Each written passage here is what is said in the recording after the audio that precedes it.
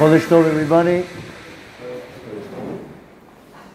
We're going to talk a little bit about this special energy that we have in this month and what we can do and what we need to apply, which can make a huge change and difference in our life.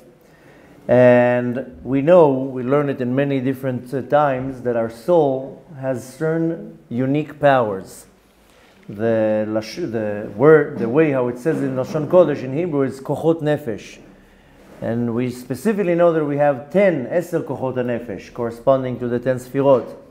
But nevertheless, the nefesh itself, the part of the soul, the lowest part of the soul that is called nefesh, is very, very powerful and has a lot of specific kochot, different unique powers. Now, in order for me to know a little bit about myself and to know how to refine myself and to grow spiritually, then I need to know a little bit about these powers. Now, if a person is still in a place where they don't realize that they need to grow, or there's no action taken, then that person is stuck in such a mitzrayim that this type of individual needs to completely be shaken and woken up. And that's one of the many reasons why Hashem is shaking everybody up. Because when you live your life and everything is, so to say, smooth, and you're not looking to grow, then Hashem needs to help you with that. And if you don't do it yourself, then Hashem will shake you. And when you're shaken, then you wake up and says, oh, I gotta start working on myself. But the bottom line is that we all want to grow spiritually, we want to refine ourselves, and so forth. Especially now, what we said now before in the meal, that we're all talking about different theories and sources. When Mashiach is coming, how is he coming? Is he coming here? Is he coming there? A more important question to ask is not how and what and who, as am I'm going to be there. Am I'm going to be present in the time when Mashiach comes, and for that I need to work on myself and refine myself. Because very soon when Mashiach is going to come, that's it, the exercise is over. So now is the time to work on ourselves. How do we really learn about ourselves what I need to correct? Then I need to know my soul and what's its advantages, what its deficiencies, what its the weaknesses, and so forth. In order to know that, there's a secret map. This secret map is called 10 Sfirot, the 10 emanations. And the 10 emanations, the 10 Sfirot, is a very sophisticated structure. It is not what you imagine in your mind, that you have the Chesed, Gvura, Tiferet, Netzach, Hod, Yesod, Malchut, and how it's designed. This is something very simple. The structure of the 10 Sfirot is very complex. It's very sophisticated. If you want to learn a little bit more of that, go to the work of Rabbi Yehuda Ashlag, the Baal HaSulam. There's a whole series that is called Talmud Eser HaSfirot. They just open the first page to realize that what we think we know of the 10 Sfirot is not really what we know. It is extremely complex and extremely sophisticated. And the structure of the Sfirot is not as simple as we think. Now we're learning a little bit in the evening Zohar. We're throwing here and there some terms. But nevertheless, this system of the 10 Sfirot, this is not only the secret map to my soul, it's also the system how the Kadosh Baruch Hu governs the world. Now, imagine now an army, there's a chief of staff. The chief of staff has to govern the army. How he's giving his orders, who, when, how, who's operating, how we're moving things. Nevertheless, the sophisticated system is the system of how the Kadosh Baruch Hu runs the world. Not only that, like I said before, this is the secret map for me to find out anything about my soul. So, we know of 10 Sfirot, even though I have mentioned many times that between the approach of the Arizal, Rabbi Yitzchak Luria, and the approach of the Ramak, Rabbi Moshe Cordovero, they have a disagreement. The Ramak says that the Sfirot are Keter, Chochma, Bina, and then he skips Da'at, and he says, and then it continues to Chesed, Gvura, Tiferet, and so forth. The Arizal says this is not correct. The Sfirot are Chochma, Bina, and Da'at, then Chesed, Gvura, Tiferet, and so forth, and Keter is not a Sfira. Keter is a crown. It has nothing to do with the Sfirot. Nevertheless, that's what they argue. But in general, either way you're looking at it, we are familiar with 10 Sfirot. But Since the keter, the crown, is not a separated part, now we know that there are 3 crowns, shlosha ktarim. Now there's keter is a crown, ktarim is crowns. There's the approach of the Mishnah, keter Torah, keter keuna, and so forth. But there's also the Kabbalistic approach, the pnimiuta keter, chitzoniuta keter, the internal part of the crown, the external part of the crown. But nevertheless, this is not so relevant right now. We're trying to get to a point. So we have 10 sfirot and 3 crowns. It makes it 13, a number of 13, which of course this number is very familiar, the 13 attributes of mercy. But not only that, 13 is really 1, because the word 1 in Hebrew is echad. Aleph is 1, chet is 8, and dalet is 4. So that's a numerical value of 13. So really 13 is the symbol of what's called achdut. Achdut is unity. So again, 13, we came to the number right now, 10 sfirot and 3 crowns, we get the number of 13. A very powerful number in Judaism. The number we call it the number of achdut, of unity. Why? Because if you write the word echad, it brings you to the numerical value of 13.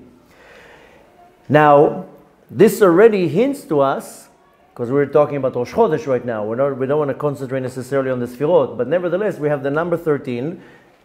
You know, we have 13 months, even though we are aware of 12 months, but this year we celebrated 13 months, Adar Aleph and Adar Bet. So really, in the structure of the month, there are 13 months. Happens sometimes that the year is not a leap year, and we have 1, but nevertheless, we're going to concentrate right now on 12 months, plus an extra month of what's called Shana Mu'uberet, a leap year, and again we're back to this number of 13. So when we're learning any type of teachings in Kabbalah, the word Kabbalah itself is not interpreted always in the right way. Of course, Kabbalah means to give. But there's also another word in Hebrew from the word Kabbalah, which is called Hakbalah. Kabbalah is to receive, to get. But nevertheless, there's also the word in Hebrew that is called Hakbalah. Hakbalah is parallelization. So when something is parallel, Hakbalah, again, parallelization. When things are going together. We just finished the month of Nisan. The month of Nisan is corresponding to the month of Emunah, of belief. We've spoken about it many times. Most people, they don't have much belief. The level of Emunah is very, very small. And you want to build the Emunah. There are many ways how to build the Emunah. We spoke about it last week in the Zohar classes. One of the most powerful ways of building Emunah, faith, strengthening my faith, is learn Torah.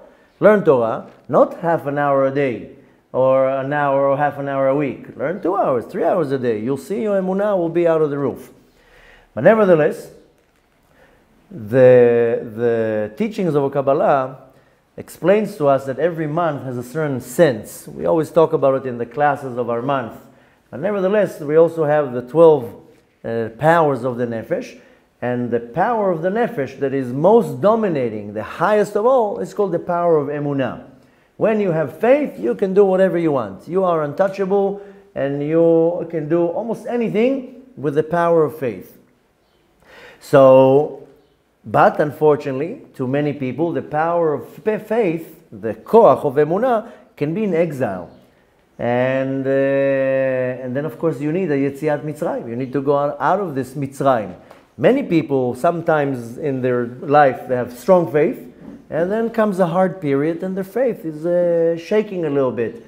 But nevertheless, in many times you can find it that your power, which again, this is the highest power of all the powers of our soul, which is called Emunah, it can be in exile. And for that you need what's called the Yetziat Mitzrayim. Now, Yetziat Mitzrayim, how do we do it? We do it with the sense that is called Dibur. And we spoke about it several times, and I explained how every month has a certain sense. The sense of the month of Nisan is the sense of speaking, Dibur. How is it be that we're going out of Yetziat Mitzrayim bekoach, in the power of Dibur? Because on Leil Seder, what do? We talk. We eat and we talk. These are the 2 ways how we can bring a rectification. But Yetziat Mitzrayim is done with what's called Koach HaDibur, with the power of speech. And this is corresponding to the chush, to the sense of the month of Nisan, which is the sense of speaking. Now, Iyar, we're just now starting Iyar, and today is Aleph Iyar. The sense of the month of Iyar is called Iyun. Iyun is inspection, is when I inspect something, but how do I do it? Behirhur, with thoughts. So the sense of the month is, in Hebrew it's called Iyun. Iyun really means to inspect something, but in this particular case it's done with thought. This is a very powerful midah that I have, is how do I control my thoughts? A person that knows to control their thoughts can be very, very powerful. Now, any type of thought, any type of deep thought, or what's called a contemplation, or even an inspection with your mind, this comes from the Sphira of Binah. Binah is the second of the Sphirot that are called intellect, intellectual, the Mochin. And a deep thought, when you're thinking of something very deep, this is coming from Sphira of Binah. When you think of something quick, like a flash, this comes from the Sphira of Chokhmah. When you're more inspecting or you're dwelling on this thought, this will come from the Sphira of Binah. And when you're already applying it and thinking how to put all the dots together, that will be already applied from the Sphira of Da'at. But nevertheless, the deep thought is birthed in the Sphira of Binah. We just now sang in Hallel, Em Habanim Smecha Alleluia. Em Habanim is the Sphira of Binah, the mother of the sons. Who are these sons? These are the midot, the attributes that the Sphira of Binah will birth when you're in deep thought. Now, the right thought, there are many different thoughts. There are bad thoughts, there's pure thoughts, but there's also right thoughts. Most people, I mentioned that also many times, that the jungle in their mind is a jungle of thoughts that if you would be able to read somebody's mind, you would be shocked what's going on in people's minds. I quoted already from a certain tzaddik, he's known as the Rabbi from Piasetzna. He was a great, great tzaddik who was murdered in the Holocaust. And he has many amazing books that he wrote in the Holocaust. One of the books is called Bnei Machshava Tova. Anyways, he's speaking there on a type of meditation of clearing your thoughts. He calls it Hashkata. We're familiar with different types of meditation, such as Hitbonenut, meditating, Hitbodedut, isolating yourself. He's speaking on a type of meditation that is called Hashkata, that you silence your thoughts. And he explains there very briefly, he explains there not briefly, now I'm saying briefly. He explains there that when you start meditating on your thoughts, you get to the realization that most of your the thoughts in your mind are not even your thoughts. It's just a jungle in your mind. It doesn't matter right now how they get there, when, what, and why. It's not relevant for this class right now, but nevertheless, we do want to concentrate on the level of thought, because the teachings of Kabbalah will tell you that a right thought, machshava nechona, the right thought, you know what it does? It's the source of simcha. Most of our sadness, depression, anxiety, and so forth, it's coming from the wrong thought. Which means that if I know how to birth the right thought, you know what I birth? Simcha. Real happiness, real joy. Now, the power of simcha, that's the power of simcha in my body. We just spoke about it in Nisan. The koach of my nefesh is emunah. Iyar is the koach of the nefesh that is called simcha, happiness. We have the ability to birth great happiness in this month. So what's the connection between thought and happiness? Because we see the koach of the nefesh, the power of the nefesh in Iyar is simcha. The sense of the month is thought. So how do I connect between thought and happiness? In our life, not only our generation, but in our life, we constantly have to deal with stress. And not only stress, with very harsh realities. Sometimes you wake up in the morning, this is your reality change. Look now, yesterday a barrage of Mishu falls down, 4 people die. 4 families wake up to a completely new reality. They didn't plan that. A young man that went to pray Shacharit, you think his wife was planning not to see him when he's coming back from Shacharit? The guy goes to pray, a shred hits him and kills him. So this is a harsh reality, but the reality is that every day we wake up to some type of new reality. Sometimes it's extremely harsh, sometimes it's not so harsh. How many times you wake up in the morning, you open the mailbox expecting to see a magazine or a check, and you see a bill. Oh, how am I going to pay that now? And sometimes you think the bill will be 400, suddenly it's 3,000. What, 3,000? I didn't use anything. So again, I'm just giving you ideas how our reality changes. Now, how do you deal with this reality? And I'm giving you two examples out of many. There are thousands. You know how many times your reality changes per day? You get a phone call you're not happy about. You get, chas v'shalom, people get fired. People, and some, I'm not talking right now good things. Good things are good things. I'm talking about bad things. How many times a day you're getting bad news? You're opening a letter that you don't want to read, a phone call that you don't want to get, and so forth. And this is on a daily basis. So how do you deal with this reality that is a hard reality? The Baal Shem Tov explains that the power of thought is a very powerful, a very strong power, is koach hamachshava, to a point that the Baal Shem Tov says that a person is where his thought is. And you can really have such a strong thought and you will be where you're thinking. So, interestingly, because we're trying to find now a connection between thoughts and simcha and happiness. Thought in Hebrew, you know how you write or say thought in Hebrew? Machshava. You have the letter mem, chet, shin, bet, and hey. Machshava, that's thought. On the other hand, we have the word happiness. You know how you say happiness in Hebrew? Simcha. But how do you really say happiness in Hebrew to be happy? Besimcha. Liot besimcha. You know which letters we have? Bet, shin, mem, chet, and hey. It's the same letters of machshava. Exact same letters in a different order. Machshava is thought. Besimcha is to be happy. Same exact letters, different order. This is one of the first connections we see between thought and happiness. Now we're in the midst of Sfirat HaOmer. Sfirat HaOmer is spread on 3 months. A little bit of Nisan, a little bit of Sivan, and the entire month of Iyar. So really, one can say Nisan and Sivan are just a little bit of Sfirat HaOmer. The only month that the entire month is Sfirat HaOmer is the month of Iyar, the month that we're now starting. How is this period called? Sfira. Sfira means to count. Sfira also comes from the word in Hebrew, sapir. Sapir means to enlight. We spoke about it many times. The word Sfira has a numerical value of 355. The word machshava has a numerical value of 355.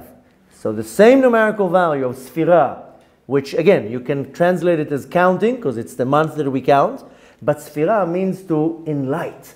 That's why the Sfirot, people think that the Sfirot, the 10 emanations, is because they're counted, Chesed, Gvura, Tiferet. No, they're coming from the word Sapir, they're enlightening. They're taking the light of Hashem, what's called Or Ein Sof, the infinite light, and they're shining into the world. I told you many times that when Noach had an ark, it says that the ark had 3 floors. The bottom floor was the waste, the garbage. The second floor was the animals, and the third floor was Noach and his wife and kids. Can you imagine how did they have light in there? A whole year they're in a closed ark. How did they have light? So Rashi says that Noach hung a certain stone on the top of the ark. The Torah says tzohar. Tzohar is like a window, like a convertible. But nevertheless, Rashi says, no, it was a stone called sapir. And sapir is not sapphire. It's called sapir. And this stone lit up the entire ark, and they had light there for the whole year. So sfira is not all necessarily counting, rather it's enlightening. So I have a month now of simcha, a month of enlightenment, and a month where the sense is machshava. Now, we all have difficulties in our life. We all have challenges in our life. There's only one way how you overpower this, and that's only in your thought. The worst things in your life, you can battle, you can fight, you can overcome only with the power of thought. That's the only way of doing it. The month of Iyar has very dominating power of koach hamachshava, the power of thought. And I'm able to pull, careful with the wire, I'm able to pull a whole different reality. My mind can be so powerful that I can pull into the world a whole different reality. Sfirat HaOmer is the time where I do a tikkun, a rectification to the midot, to the attributes that are in my heart. I spoke about it the other day. I think somebody mailed us a question. They couldn't understand. If I understood the question right, maybe the person sees now the video, maybe they will enlighten the idea. But I was mentioning that in Sfirat HaOmer we are refining the midot, not the mochin. The mochin is the intellect. The mochin also need refinement, but during Sfirat HaOmer, it's the midot that we are refining. And Sfirat HaOmer is the time that I do a tikkun, a rectification, a refinement of the midot that are in my heart, which are, of course, Chesed, Gvura, Tiferet, Netzach, Hod, Yisod, Malchut. And the midot is called in Kabbalah Olam HaRegesh, the world of emotions. This is not intellectual things, it's not knowledge and wisdom. Midot is regesh, it's emotions. Chesed, Gvura, love, and so forth, hate. The thoughts birth the midot, but the midot themselves are only emotions. No question here that all the midot will be birthed from our thoughts, from the mochin. That's exactly what we're trying to get here now, that if I have an emotion of sadness, it's coming from my thought. If I have an emotion of joy and happiness, it will come from my thought. So a healthy thought will birth simcha. An unhealthy thought will birth sadness, depression, and so forth. So how do I fix the heart? How do I refine the midot in my heart? By making peace between the midot. The midot themselves, they're not at peace. That's why for some, when they pray, before they pray, they say a certain paragraph, L'Shem Yichud Kudsha B'Richu Shchinte, for the sake of the unity of the Kadosh Baruch Hu and the Shekhinah. We explained yesterday in the Zohar class that this Yichud is also between the right side of the midot to the left side of the midot, what's called Yichud Zun, the unity of Zachar v'Nekeva, of a female and a male. But how do I bring a rectification to my midot? By doing peace in the midot. How do I able to do that? Only with the Sfira of Bina, only with Chokhmah, only with wisdom, only with thought. There's no any other way of doing it. You want to refine your emotion, you want to refine your midot, it can only be done with the power of Chokhmah, of Mochin, and that's Sfirat Bina. The Sfira of Bina is the one who's going to be birthing the midot that are in the heart. So when I want to refine my midot, of course I have to work on my midot, but if I go to the root, and I feed the bina, the right thoughts, then it will birth the right midot and rule by default, correct and rectify the midot. So that's again where we see another connection, because Sfirat Bina, what do we say? We say that there are 50 gates of Bina, 50 Sha'arei Bina, and we're counting 49 days. Even though it says in the Torah, Usfartem lachem mimochorat haShabbat, 50 yom. It says, and you should count to yourself after Shabbat, meaning the Yom Tov, 50 days. But we only count 49. But nevertheless, the 50 days, these are correspond to Bina. We know there are 50 gates of Bina, 50 Sha'arei Bina, which means that Bina is the source of birthing everything.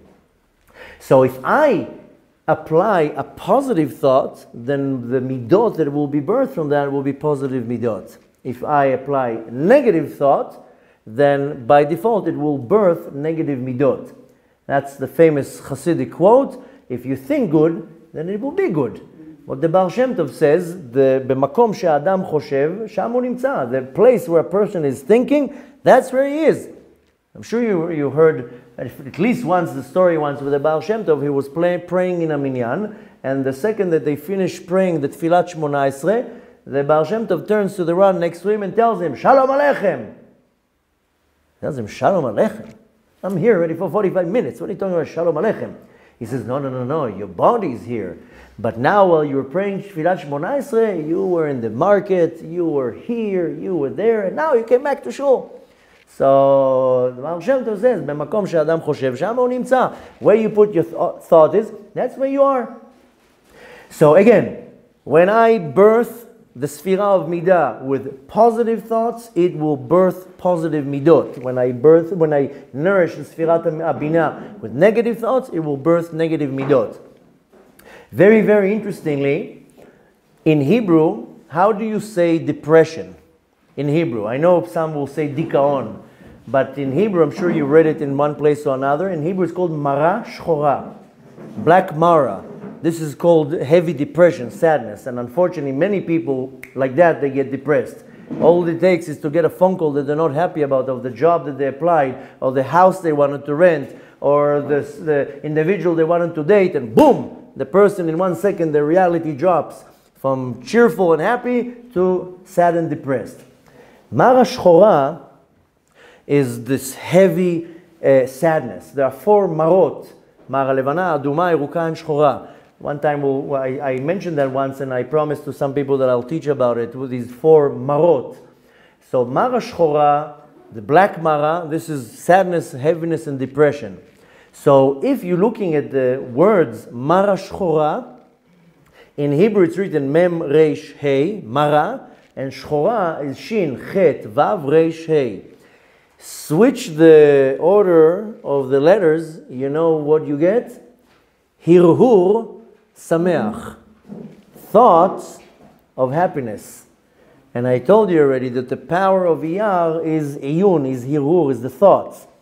If you switch the order, then you know what you birth? Simcha.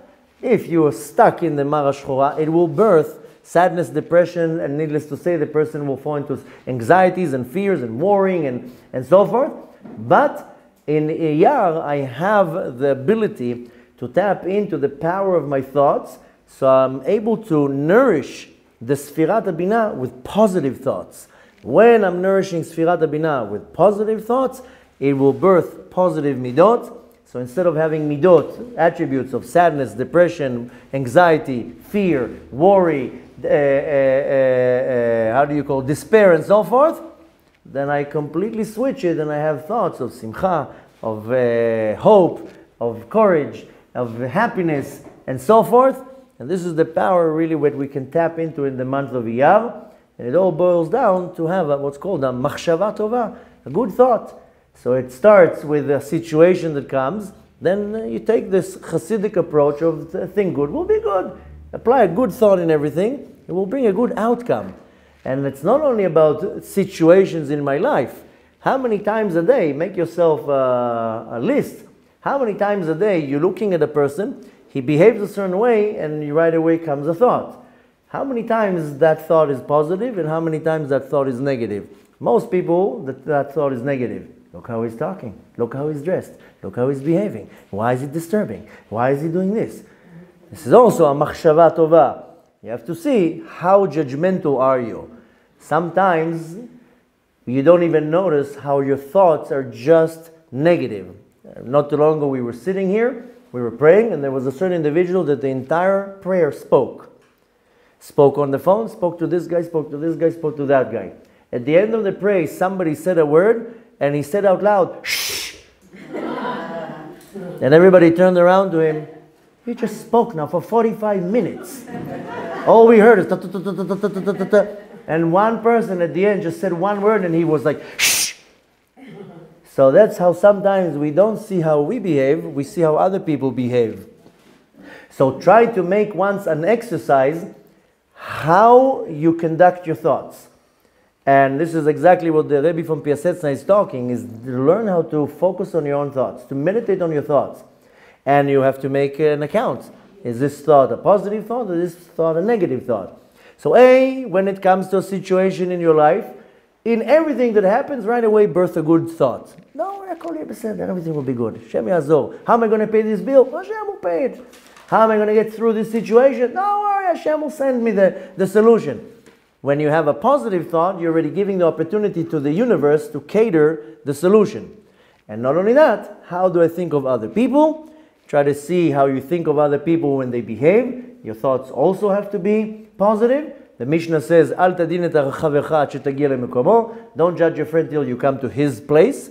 And every situation that you see, don't right away raise a negative thought. Say, no, that person is tired right now. The person is under pressure. I'm sure he's going through a lot in his life right now. That's how he's behaving. And needless to say, throughout the day, the thoughts that you have throughout the day, you want to start applying to work on positive thoughts in your mind. Comes a negative thought, you push it away. You want to nourish it with good thoughts. How do you push a negative thought? By thinking of something else. Rabbi Nachman from Breslev says you cannot think of two things at the same time. So if you have a bad thought right now, then distract that thought with a new thought. And that thought should be something positive. So now something bad happens to me in my day, I should right away switch. Oh, what a beautiful day. The sun is shining after such a cold winter. What a beautiful day. I'm going to go out and enjoy a little bit of this sun. Then comes another bad thought. Oh, this coffee is so tasty. Baruch Hashem. So how do you really put that into action? Is that you become very grateful and thankful for everything that Hashem does. This is another thing that Rabbi Nachman from Breslev says. He says one of the reasons why the redemption was pushed for so long is because people are not grateful.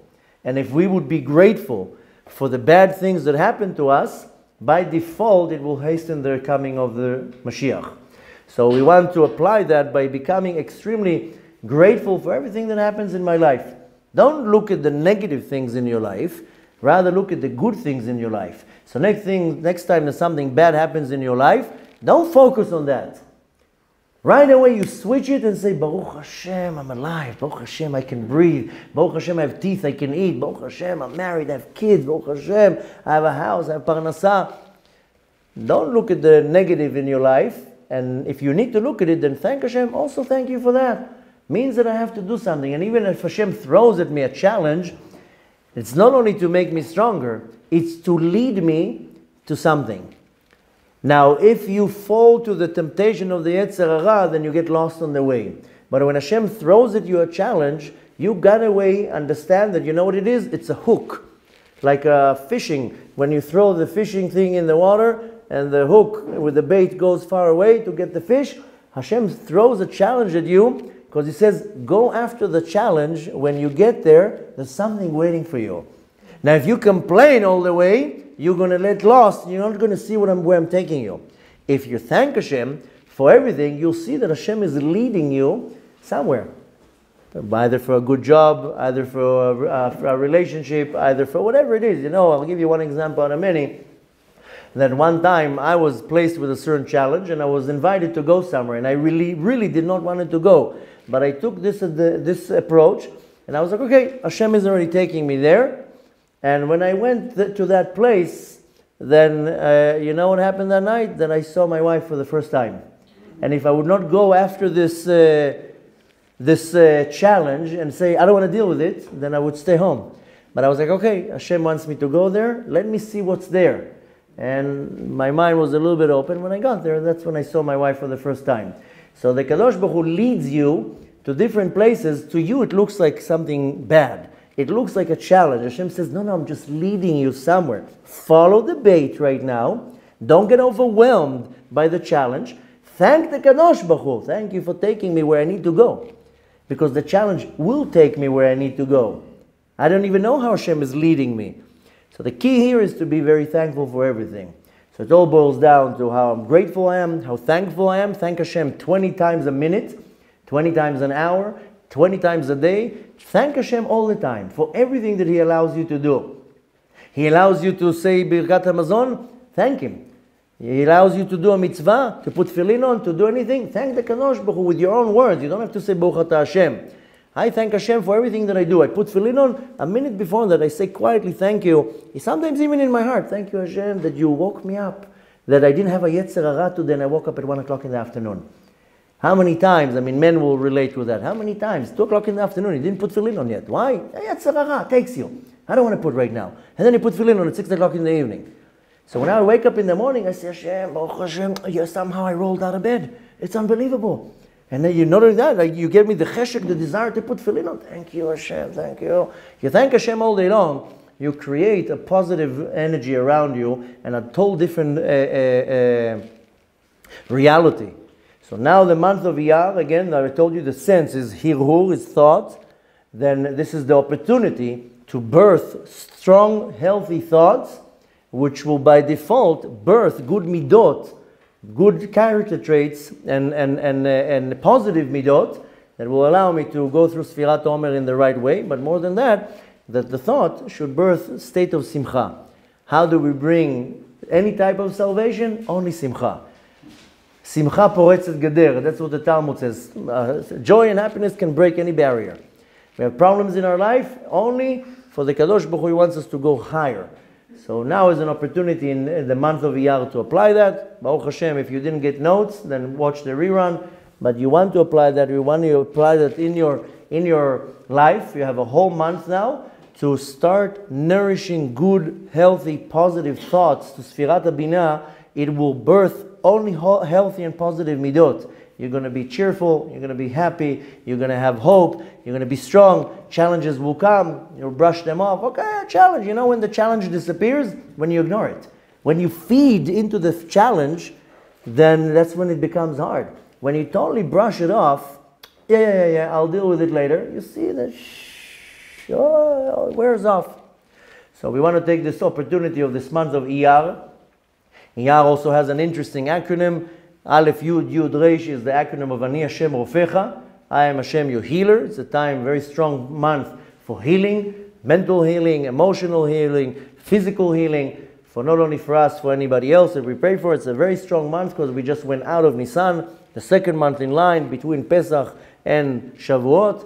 So we have a lot of work to do. Today is the first day of the month, and we have a whole month in front of us to really work on the positivity in my heart, in my mind, that will just do good to me, to the people around me. And the whole point is that we also want to hasten the Geulah. We want to hasten the coming of Mashiach, that it should come b'chesed v'rachamim, and not to come chas v'shalom in any negative way.